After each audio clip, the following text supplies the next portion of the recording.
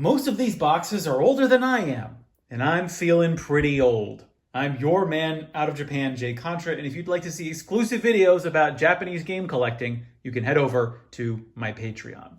As promised, we are going to get into my complete, most of the time I think, in-box collection of Famicom games. Why don't we start off with the bottom left? Here we have Final Fantasy III. Great artwork. The mono artwork is just like, look at this. As much as I like the future Final Fantasies, man, God, it just looks so good. I don't know how many videos we're going to get out of this, but I will try and at least do this in a ready order. Why is this? Final Fantasy III, by the way, is actually one of the most common Final Fantasies you'll see in Japan. It's kind of all over the place. Oh yeah, here's one insert. We've got the pink insert telling you to unplug your AC adapter from the wall because it still draws power when it's plugged in. What is this one? Oh, don't use projection TVs because apparently that burns the image into the television.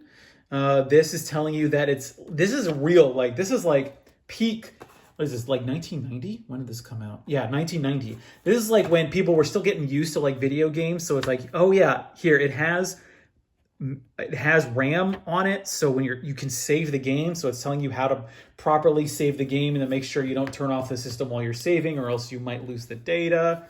Here we've got the manual. Let's open up the manual. We get any sweet art in this manual? And mostly pictures. What is that? I've played a little bit of Final Fantasy III. I am a much bigger fan of Final Fantasy IV. So I can't wait until I can get to that. Though I don't have 4 in the box. Oh no, I have 5 and 6 in the box.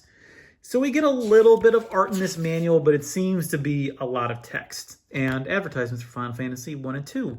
Originally priced at 5,900 yen, about 59 bucks, and 65 bucks for Final Fantasy 2? What? You gotta pay more money for Final Fantasy 2?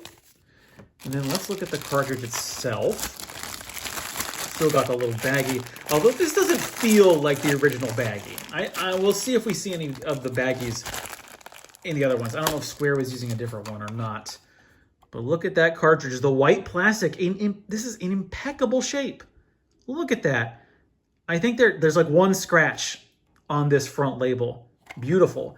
And then on the back, here we go. This is just telling you to make sure that, oh yeah, let's say backup cassette ni tsuite no onegai. Yeah, just to make sure you don't turn off the game while you're saving, because that's what they had to remind people about that back in the early 90s because saving your game was still a relatively new feature back then. Okay, let's put this away. So that is Final Fantasy III. I remember it opens up with the Onion Knights. You've got like 3 characters. That is as far as I got. I cleared the like opening dungeon and then I was just like, okay, that's enough for me. I want to move on, please. Let's put away Final Fantasy III and we'll move it over to the side. Then we've got Twin B, a shooter for the Famicom. Oh, you can also play 2-player? I didn't know that. Very basic bang. Like compare these. Like, look at this. That's like, I can't believe I don't have the other Final Fantasies complete in box just because of how beautiful the artwork is. Twin B is a fine game, but it is just not, I think, as cool a product as Final Fantasy is. Look, ooh, this is rough. Oh, do I not have the manual? Oh, no. Oh, wait, no. Oh, okay, here we go. This is what's also great about the Famicom is that they were just making up stuff by the seat of their pants. So you will find all different shapes and sizes of boxes and of manuals and of inserts. That's why I think a video like this might be instructive just to show you what's supposed to come with these games because it can be all over the place. And I'm sure half of these don't even have everything that they came with, unfortunately. And here we've got the Twin B manual. This is a pretty common manual style where it's not very art heavy. It's just telling you what you're supposed to do. Not even many like screenshots, but that's kind of cool. I like some manuals heavily rely on screenshots, but I love having this cool custom artwork just to show you how to play the game. And I love that it fits right underneath with oh, actually oh man, oh boy, this is rough. This was not in great condition, But when you just want the game, you just want the game. So let's put that on the side. Like, look at the difference in the box size. I mean, it's not that big of a deal, but when you compare, this I'd say, actually, yeah, looking at it, this is your pretty standard Famicom box. See here, that's a little bit smaller, that's small. Even heavy barrel. Oh, we got 2 different sizes here. Okay, and then I've got a couple of other, I'm not sure if we'll get to those in this video, but we've got 2 standard sizes here. Excuse me. Let's see. Oh, yeah. So wait, we already did Twin B. We did Final Fantasy 3. Move that over to the side. Here we've got Murder on the Mississippi. This is a Jaleco game from what year? From 1986. And really strange. Why would they do this? So, okay, so you're like, okay, Murder on the Mississippi. I want to know what's on the back of the box. I want to read what this game is about. Let's flip it over. Oh, no. Actually, they reversed the back of the box. So you got to flip it over. I don't know if that's important in the context of the game, but that is not great product design. But look, it was 86. They're still figuring this out. It's a very cheap game. As you can see here, it was $5 at Hard Off. So that's why I picked it up. Remember that this was back in my Famicom phase where I just really wanted to have a bunch of Famicom games. This is one of those, I think, sort of like visual novels almost. Here's even just the story being told. Bunch of different controls, how to investigate, because it is a murder mystery. And so it's sort of like one of those interactive visual novels. I haven't played it yet, but this is, oh, interesting. Okay, hold on. Let me try and pop. Ooh, actually, sometimes the cartridges in here fit loosely. Oh, yes, and what I love about Jaleco games, so you see here on the front, we've got the standard Takarajima. I'm guessing, oh, that's from, so Takarajima, that's the name of a secondhand store in Japan. I don't think it exists anymore, but I've seen these stickers every once in a while. This is what one of those used shops, they would put it on the cartridge itself, just as like in form of advertisement to tell you, hey, if you have this, just, take it to our shop and we'll buy it. We'll buy it at a high price.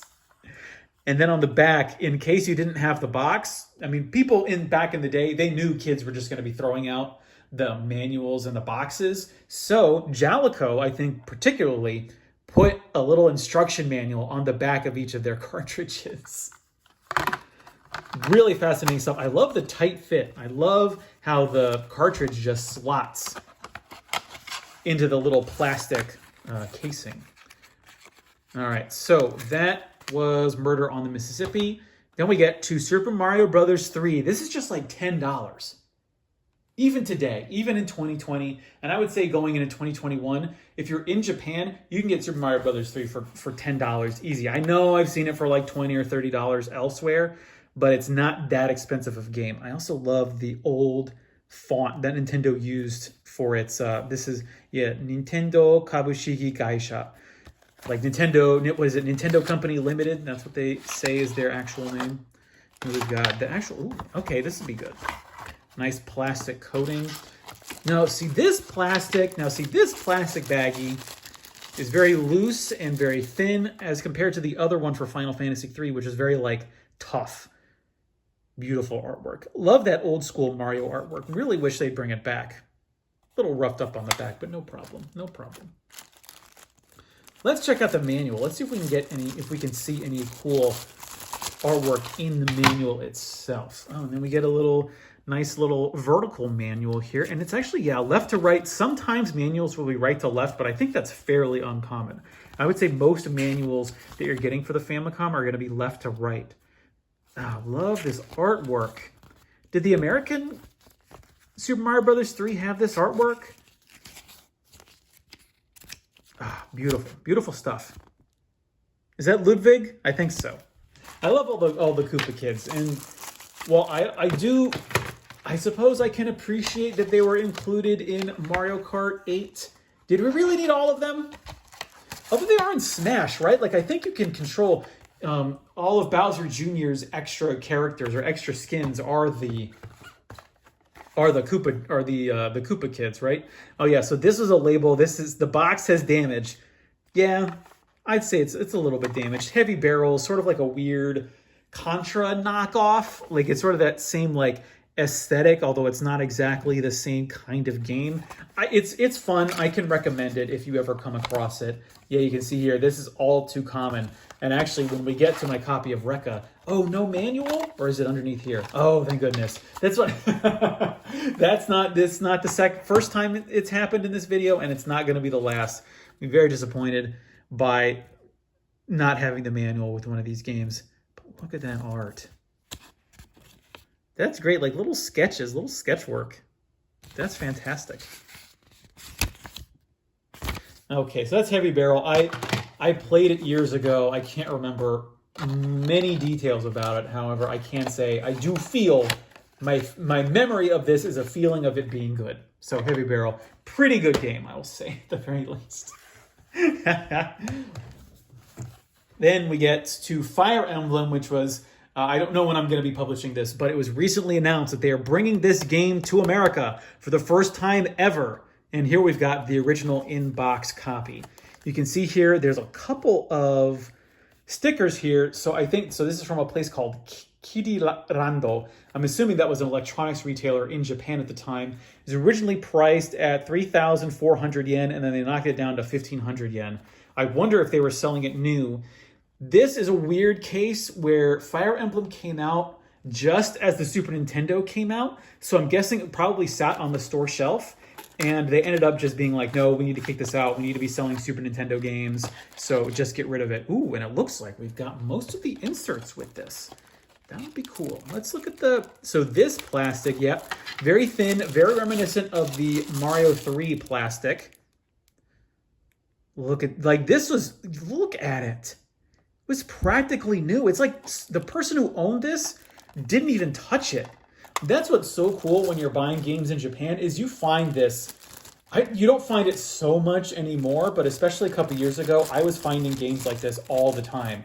Where it's like someone basically, they took it to a book off or to a hard off, traded it in after a lifetime of possessing it, but never really doing anything with it.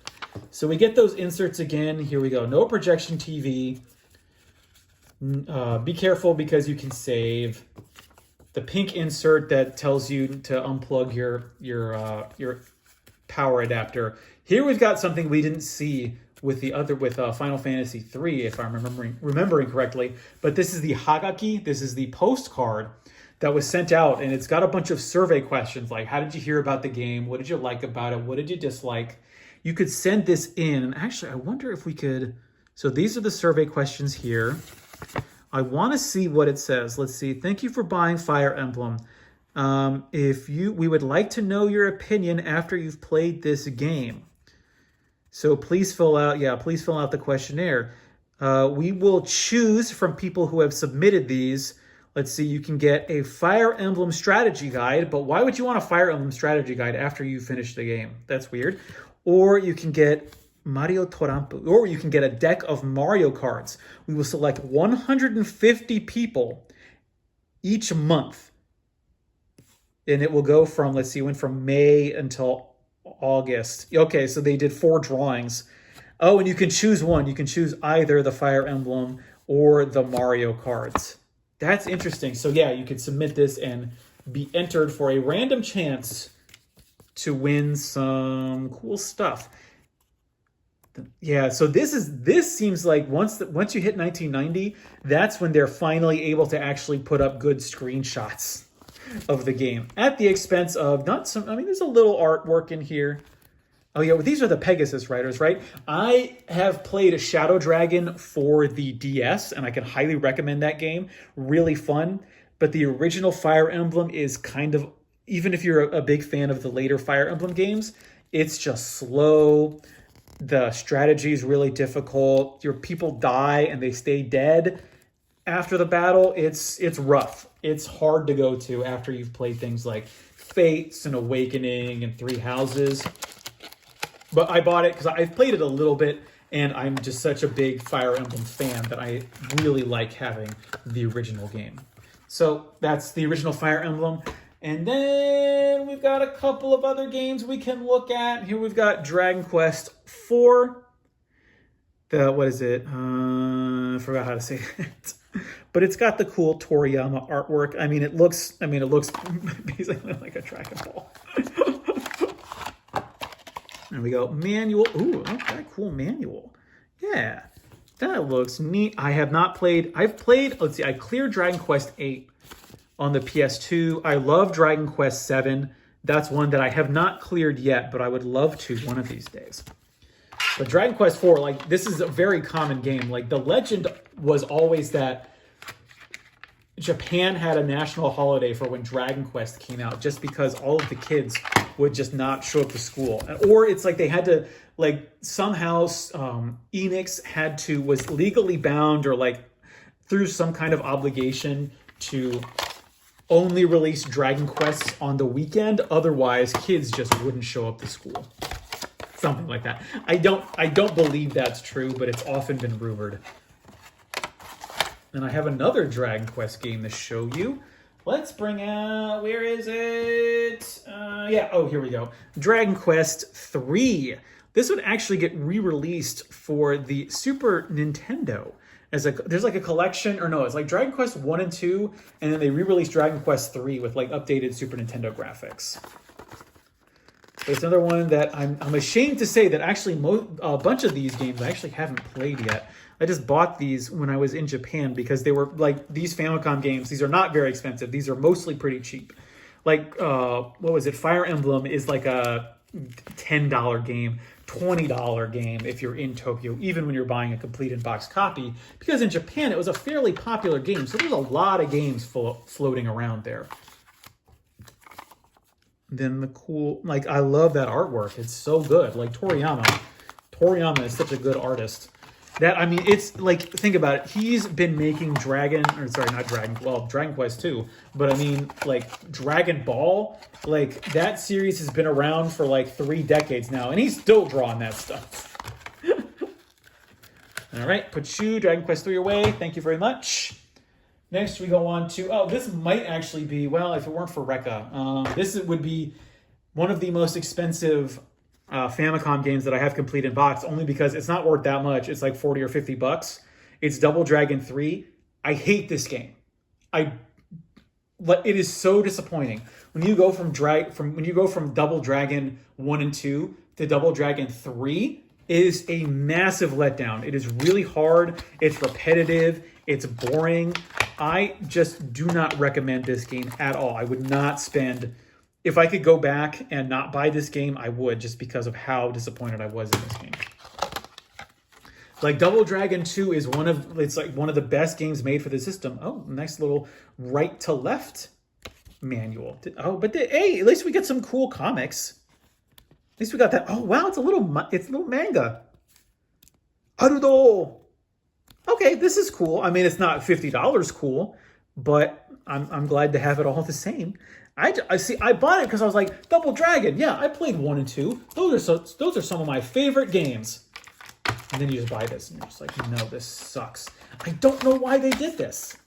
I don't know why they thought it would have been a good decision to come out with Double Dragon 3 the way they did. But look, I wasn't working for Technos at the time, so whatever. Let's see. I gotta keep this within 20 minutes. So I apologize if we're gonna just blast through these last few. Here is the original Mystical Ninja starring Gooey Man. This is Ganbare Goemon. What is it? Karakuri Michichu. I'm not reading that right. This got the Mystical Ninja series started off. I really want to play the ones for the Super Famicom, but I just haven't gotten to it yet. I think, oh yeah, this is the one where I've got the manual that's like... Someone just taped it on the side because they're like, oh man, we ripped up the binding. But all the Goemon games are supposed to be good. I know there's a couple board games that I'm not really partial to, but the N64 Goemon games are pretty fun. As far as I can remember. I remember playing those in English way back in the day. It's really a fascinating game, and I think the action platforming of the Super Nintendo versions would be pretty fun. What else have we got here? Oh yeah, Terra Cresta is a fantastic shooter. It kind of reminds me of Galaga a lot, but it's a little bit different take on it. You can assemble up your upgrades are basically additional ship parts, and once you get a bunch of them together, you like go into like Uber mode. It's really fun. Highly recommend it. Don't have time to even take it out of the case. Then we've got Tetris. This is the original, the OG Tetris, way before the Game Boy version came out. I think, no, 88, because I think it would have come out in like 89, possibly. And I think, was the Famicom version of Tetris the first home console version? There's this whole story about how like the guy like went to Russia and met with that guy, the guy who invented Tetris, and like secured the rights for it. And that's how Tetris ended up coming out for the NES and the Famicom and then eventually the Game Boy. It's a really complicated story. Super Xevious, I've actually still got it in the hard-off seal. This was not sold as new. This is just taken in by a hard-off and they resealed it. That's something they sometimes will do with their games. This cost me $5, which is a steal. Like I've seen the cartridge of this go for $10 or more. And being able to find Super Xevious, I love the original Xevious, and so I've been looking forward to playing Super Xevious one of these days, just because it's a really good scrolling shooter. We then come to my copy of Fire Emblem Gaiden, or Gaiden, whatever you want to call it. This was actually remade as Fire Emblem Shadows of Valencia or Valentia. Again, another, not sure how you're supposed to pronounce it. I would probably recommend playing that game, but even then, it is rough when you compare it to Fates. Even the 3DS version of Gaiden is rough. It's just, man, it doesn't have the weapons triangle figured out. It's just got that sort of mean-spirited Fire Emblem gameplay. That was, when did this come out? 91, probably? It must have been 91 or 92. It's not a difficult game to find. You can see here it was selling for $10. I bought it because I wanted to have all the Fire Emblem games. So here you go. And this is actually sold by Trader in Akihabara, and they shrink wrapped it, and I still haven't opened it yet. But one of these days, once I play all my GameCube games, I'm going through all of my Famicom games. Then we come to the big one. This is what I'm going to end the video with. This is the ultimate, the most prized possession. Well, perhaps most valuable. I don't know if it's my most prized. It's one of them. It's definitely up there. But this is my copy of Summer Carnival 92 Rekka. I actually did not buy this in Japan. I actually bought this in America. I found a deal on eBay. This gets really expensive when you're buying it in America, but something you can do is, especially if you're collecting Japanese games, because we exist in such a niche, you can actually get really good deals if you find the right eBay listing. You know, someone puts it up as an auction. There's not going to be a lot of people who are going to be contending for these things. So what you can do is you might be able to get a really good price on these games. Now, I want to be very careful because this is very valuable, and it is very old. It's now 28 years old. You could get a real good deal on car insurance. And see, yeah, okay, so I got to get a new one of those. I need to get a new plastic. You can see here, in Japan, this would be huge marks off. I hope you can tell here. But the plastic's sort of cracking. That's just inevitable. Look, it's plastic. It's almost 30 years old at this point. But here we've got this, no Hagaki, by the way. I wonder why that is. Here's the cartridge. It's in excellent shape. If there's been any damage done to this cartridge, I am the one responsible for it, just because I freaking love this game, so I have played it a lot. And then here's the manual. I've never actually seen scans or pictures of the manual before, so this might be the only time you will ever see this on the internet. I came around to Summer Carnival 92 when I played it on the 3DS eShop. I downloaded it for like $5, and that was probably a mistake, because then I would have saved myself a bunch of money, because I wouldn't have gone to buy the physical version, even though I did get it for fairly cheaper than what you would normally get it. Kind of bare bones manual, but this is a tough game. If you're into shooters, I recommend it through either, nefarious means or not, but it is hard. I was only ever able to beat it because of save states. I can get pretty far into it using this copy, but it is a tough game. So that is my complete collection of Famicom games, complete in box. Some of them memorable, some of them not. So I'm gonna make sure I put this in properly. So I should mention that actually, yeah, this case, along with a bunch of other cases that I have, these are, I think it's like retrogamecases.com. Actually here, yeah, so if you see here, I've got my valuable Famicom games. I keep them in these cases to protect the labels and, it's not exposed to humidity and things like that. If you just Google retro game cases, it'll probably be the first or second link. It is just like, I think it's just one guy who's like operates a warehouse of these things. But I'm really pleased by this. Actually came with the case itself when I bought it off of eBay. These cases here are ones that I bought myself, and I've been very pleased by the construction quality of them and their ease of use. They're pretty rigid. They'll protect your stuff. I'm not shilling for them. I'm just saying that's what I use to protect my games. Again, this is not this is not a paid endorsement. It is just I like the product. So that is all of my Famicom games. It only took us like 4 or 5 videos to showcase everything. And I think next I might, so the patrons voted for in the next coming month to do Sega Saturn and Dreamcast. So I think this is just stuff that I was doing for me, but next up I'm going to be doing some videos for the patrons, but you'll be able to see it. It's just the patrons are the ones who are deciding what I'm going to be featuring in these videos. I've been your man out of Japan, Jay Contra. Thanks for watching, and mahalo.